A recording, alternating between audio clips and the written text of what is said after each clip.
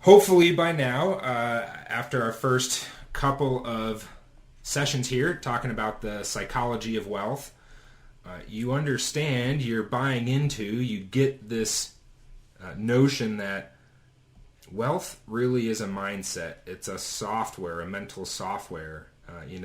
Focusing on this is even more, if not more important than any technical training that you're going to receive for a job, for your business, learning the tactics and strategies behind whatever it is that you do, because as we mentioned in the first call, like the perfect diet, they all work, but it really comes down to your application of it. How well do you follow the diet? How well do you follow the programs, the strategies, the tools to, improve your wealth creation? It all comes down to your operating system. And, so the first step, really understanding what that is, knowing what your family of origin software is, your belief system, these thought patterns and programs, the strategies that you received or that were programmed by family of origin, modified over time, right? Reinforced, challenged, modified. It's really important. You got to start off with getting clear on what your current operating system is, and then making choices as to, where do you make the upgrades? What's already serving you well? How do we reinforce that? How do we enhance that? How do we build on that? And then looking at what's creating challenges, what's creating limitations, and what's a specific tool I can do to rewire a thought, rewire the mind for abundance, for wealth. And so, in regards to your beliefs, your software around money, you can't put it on a pedestal. You can't put money on a pedestal and worship it, nor can you put it below you and demonize it. We gave some examples about, how looking at old beliefs such as money is the root of all evil, or, don't lose your hard-earned money, as being examples of, things that could limit you, again, in your operating system, your programs, your strategies for wealth creation. And this isn't about, these webinars aren't about, we got to focus so intensely on money, money, money, money, and, again, putting it on a pedestal and worshiping it. It's just an acknowledgement that, this great Zig Ziglar quote, which I love, money isn't the most important thing in life, but, it's reasonably close to oxygen on the gotta have it, right? It's just a fact of life. You need money to pay bills, to get by, to just enjoy the simple things. And it's great to, where you might have heard money can't buy happiness, but it can buy you a boat. Yeah, it opens up opportunities. It makes life more accessible, to allow you to do things that maybe you couldn't before. So again, not worshiping it, but acknowledging it, that it is important, and if it's in your request, to the system to have more of it, well, how do we do that? What are the beliefs you have to run? What are the thoughts you have to have? We're going to go deeper into that on this call here. So I always love to start with some calibration, and wouldn't you know, my pen is, I replaced the battery and it's still giving me troubles. I don't know what the deal is. So I won't be handwriting much today, but calibrating where you currently are. I want you to look at where you fit on this continuum. Again, looking at a belief system. We mentioned last time, money as flow. Do you believe that? Do you believe that it's not just a thing? It's not just dead presidents on pieces of paper. It's not just, based on a gold standard. It's not just the, stock market. It's not a thing. And even just think about how this whole financial, system we have in place now throughout the history of our our species, going from a barter system to going to agreeing on this system of coins turning into paper, now moving ever so quickly into more of a digital environment. I'm not sure the numbers anymore, but something crazy like 70% of all money is just numbers on a computer. It's not real. It's made up when you really think about it. Now, it's a collective consciousness thing. It's something we all agree on, right? And that's what makes it real. But money, it's not really a thing. It's flow, it's energy. And I love this metaphor, looking at it as a speedometer of how well you are flowing. So I mentioned last time, are you asking for a fix to the system or a fix to the flow of the money coming in? Or are you asking for more of you? Are you asking for more of your flow versus a fix to something that's, outside of you, outside of your control? And so when you really think of it as a speedometer, a meter, a gauge of how well you're flowing, how fast and efficiently you're wired to this system. Again,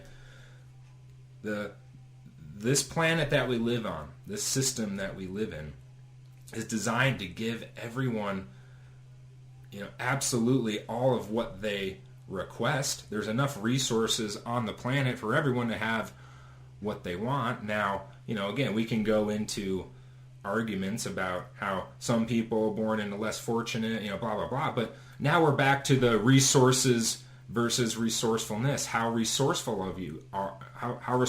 are you versus, what are the resources that were given to you?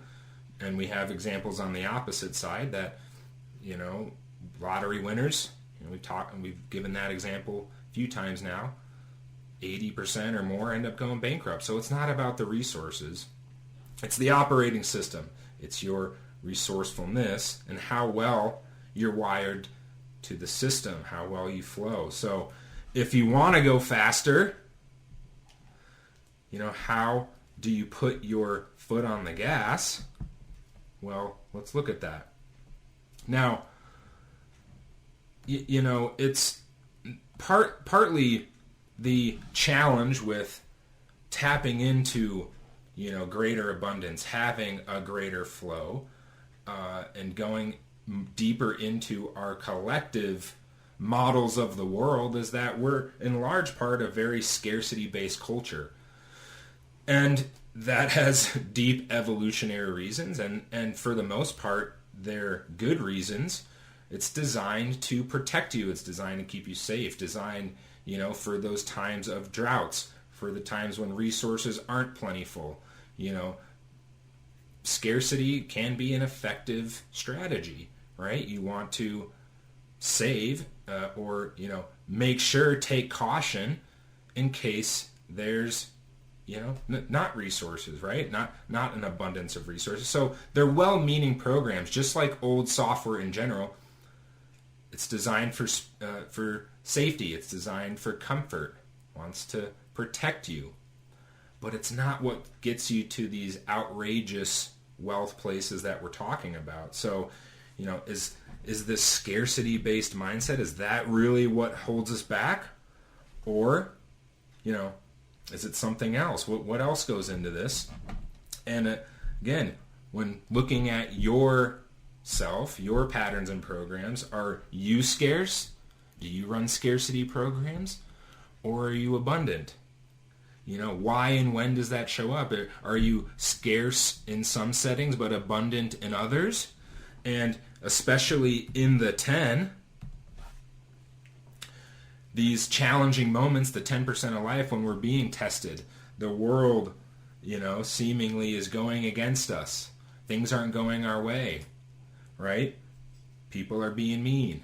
The economy is, right? The stock market is. The housing market is. All these headwinds that we come across throughout life, the 10%, is that when you fall back into scarcity? Because that's, remember, when most people will fall back on what they know. They'll fall back to old patterns, fall back into safety and comfort, preserve, and not practice these new mindsets, these new strategies of abundance, because it goes against everything. It goes against all of your old software, it goes against your being of what you've been taught and programmed to do. But it's the absolute time where you must run the new software, you must run the new thoughts and belief systems, because that's where growth is made. That's where the software gets installed. So, we've alternated in our discussion here in this month about psychology of wealth, between just wealth and abundance, and as I mentioned in the email, outrageous wealth and abundance. And when you think about that, when you think about those two, which one has more cachet with you? Are you just looking for just wealth, or are you truly asking for outrageous? And what does that even mean? Does that create excitement? Does that create goosebumps for you? And know that both are equally true. It's what you set as your standard, what you set as your request to the system, your ask. And know that, anything that is not, anytime, scarcity comes up, old software comes up, because it's just as true, becomes an unask for this abundance place that you're wanting. So, what if, and then this is again, anything highlighted in orange, this is a journaling question, this is a homework opportunity, this is something for you to work on that's going to drastically modify. One, it's going to give you consciousness about your software, but it serves as a opportunity to rewire your thoughts around this. And so what if you never worried about, money? What if you never worried about a potential lack of or scarcity of, and acted truly as if you were completely abundant? And acted abundantly, even in the 10 challenging moments. Do you think you'd be better off or worse off than you are now? Because I can tell you already, the next time you enter a in the 10 moment, a challenging moment, and you're going to want to be abundant, that's when you're going to see, and you're going to want to pay attention to these old fears that come up. Well, what if? And if I'm just this abundant person and I'm just giving, am I going to now fear, well, is something going to come back to me? Is it going to be returned? Am I going to eventually not have enough? What if? That's when these old psychology, these old fears start to creep up. And again, they're well-meaning, designed to keep you safe. So, are you asking for outrageous wealth and not just wealth? Are you asking for large piles of money just dumping in your bank account, just flowing to you far beyond what your thermostat is set for? And when we talk about the thermostat, I think I may have mentioned in one of the previous ones that this range that we're comfortable in, again, there's the key word there. Just as you set your thermostat in your home for a temperature that's comfortable, if it falls a little below that, you pump the heat on. Gets a little hot, turn the AC on, bring it back down. The same holds true, this phenomenon in human psychology, that we have this range we're comfortable in, and let's say, and just to put it in another example or metaphor, you've been working hard, busting your butt, in your business or your job, you gave an A 1 week. Well, most people won't, because, they spent a lot of time and energy, mostly energy, and they're, gave it their all. Well, then, once the money comes in a little bit and you had a good week or you had a good month, you rest on your laurels. Say, oh, I deserve a break. I did good this month. So you'll, maybe dial it back to a C, average on your performance, right? And so we hold this thermostat level and think of if that thermostat was really set to outrageous versus, above average, and what difference that would make for you day to day, week to week, month to month. So, what holds us back from really doing this, asking for outrageous? Well, one, who wouldn't want this? Who doesn't want outrageous wealth? I haven't met anyone that hears that and says, yeah, no, I don't really want that. And not for me. I don't want more money than I have. Generally, maybe I'll just get it'd be nice. But what holds you back? It's really only two things. Not only is there maybe a belief running that you can't have it, this hidden parentheses that says, yeah, I get that that's possible for other people. I get Warren Buffett or Elon Musk or, all these great people. I get that's possible for them, but just not me. I know me. I know my limitations with that. I don't think that's very possible. I don't believe I can have that. Or, to even want that will penalize you, right? Whether it's in an outside in, what will people think of me? Or maybe it's more taxes or, whatever else might exist in your imagination as to what would possibly happen with more money, right? Maybe I lose friends, or all people want of me is just my money, and or maybe they think I'm greedy because I say I want more money. So it's really only these two things. And so in neuropsychology, in the work we do here, we can either raise the bottom, right? So going back to this thermostat, we can raise this lower average of, let's say, performance, or we can blow off the top, lift the top, tap into your potential, So most do neither because, again, they don't want to fall from where they are. There's a fear that maybe I'll lose something, maybe to take this risk, right? There's something I might lose, or, it's just I have to proceed with caution because at least I've got the predictability, where I am now. I can forecast tomorrow and a month from now, a year from now. Where I'm at is good. Good's good enough, right? So we love predictability. At least you have, risk management, because as you get older, there's more things to lose. You have a mortgage, you have a car payment, you have college tuitions, you have all these things, that you've accumulated over time, and, to take a different action or do something else, and maybe it's too risky, to pursue a dream, pursue something that I really love and be abundant with my time and energy, and something that I love, and, maybe not do something that I've been doing for 20, 30 years.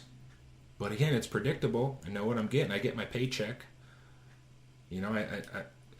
There's these risk management strategies and asset protection strategies that come into play because, again, as you're younger, you don't have as much to lose. You're willing to take risks. And what's ironic is that it was the risky, thinking or strategies that got you to where you were. You took chances early on and got you where you are in the first place. But we start to abandon these things. We go more into gotta keep what I have. Again, the part of scarcity mindset. Don't lose. Proceed with caution. But really think about this. And remember, language is so very important here. When you look at caution, and you look at this as a strategy, is it a bad thing? Well, no, that's not what we're saying. But you have to understand this from a reality creation standpoint. And you look at the definition here. Care taken to avoid dangers or mistakes. And my OGs here will know and immediately recognize that, yeah, this is an away pattern. It's focused on what you don't want. It's focused on avoiding pain. This is not how the top 10% of the world in terms of success, and this isn't just about money. This is everything. Health, love, leadership, everything. Top 10%, they don't do this. This isn't a frame of thinking for them. It's I want what I want. It's even back to the 4-year-old you. It's in everyone's DNA. 4-year-olds, they laugh at a 10, cry at a 10, play at a 10. Man, they fall in love with one toy, play with it, get sick of it, fall in love with another toy. They just want what they want. They want to ride the two-wheeler.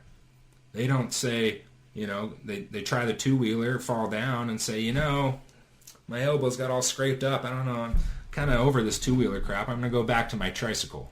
No 4-year-old does that. They want what they want. And so, we're not saying proceed without caution. This is not that. Because most will hear this and perceive it and assume, be reckless. No. It's just we would not frame this conversation. We would not frame this search for personal wealth and success as being cautious. Because remember, it took a relative risk or some level of risk to accumulate assets in the first place, to get the success in the first place. So it's just a different frame when you proceed with a fierce commitment to win, to wanting what you want, to want the outrageous wealth, place that you want, to advance, to grow, to learn, to get your outcomes. And then caution just occurs naturally where it should. Right? I'd rather have, I say this all the time, I'd rather have you be somewhat reckless and I'd have to dial you back. Let's think about maybe implementing some caution strategies versus, trying to dial it up, because it's, again, challenging to go from this caution place maybe that you're used to and now start venturing into a risky arena. It's dangerous, right? There's potential failures. There's, potential unwanted things that are happening. But this is where everything dramatically shifts in your probabilities that you win. Go back to the don't spill the milk example. The more you focus on not spilling, the more you're enhancing the probability that's going to happen. Versus pour carefully. Oh, now you're thinking differently. It's a different frame of mind. Pour slowly. Hold with two hands. So it completely changes the strategies, and you win more, and you win outrageously more and big. So is outrageous a reasonable request? Now, that's an ironic question. Outrageous and reasonable, they kind of go against each other, but when you frame it differently, doesn't it seem more reasonable to approach this as outrageous just versus just an incremental, I just want okay wealth? And here's what success laws teach us. We cover this in so many other tools. When you do this, a fierce commitment to win, thinking of this as outrageous, you'll have far more in life than you want than not. And while you'll occasionally lose, and it is a law that the more action you take, the greater failures you will have. And we have tools for this. While they're not true losses, if you record them and you have great failure management strategies in place, you know that failures, they just become part of the growth, because there is lessons. Because it's just the greater success that I want, the greater failures I need to learn how to get there. Because it's part of the equation. And they're no longer failure means I'm a failure, or I don't like failure. Failure sucks and I hate it. And it brings everything that you're looking for along with the money and the wealth. So this is a huge but. You have to frame this in the form of an outrageous request in order for this to be real. Again, this isn't just incremental improvements, because we can bulge out of that comfort zone that you're in, and it'll feel like a win. It'll feel good for a little bit, but it's not going to be this quantum leap, this quantum growth that we're talking about here. It's not going to be the outrageous wealth that we're talking about here, And if you don't do this, you're just the lottery winner who goes bankrupt because you haven't upgraded the psychology. You haven't upgraded the operating system for outrageous wealth. And you never really entered the game to begin with. So this is why this is so very important that you think about these questions. Write your answers down. Do the financial model of the world. Write, and I mentioned in the first call of the series, writing everything that money means to you so you can get a great understanding about your current operating system and see where you can make upgrades, make improvements, make adjustments. And please, go into this with a great request for outrageous and a fierce commitment and belief that you'll get everything that you're requesting, especially when you have these great tools in place to manage, all the failures, all the, hard times, all the lessons that come with it. And it's only going to enhance and supplement your growth on a personal level. This isn't just about money. Remember, this is part of the operating system. So these strategies go into everything that we're doing here. And you'll see it improves your relationships. It improves your health when you approach it like this.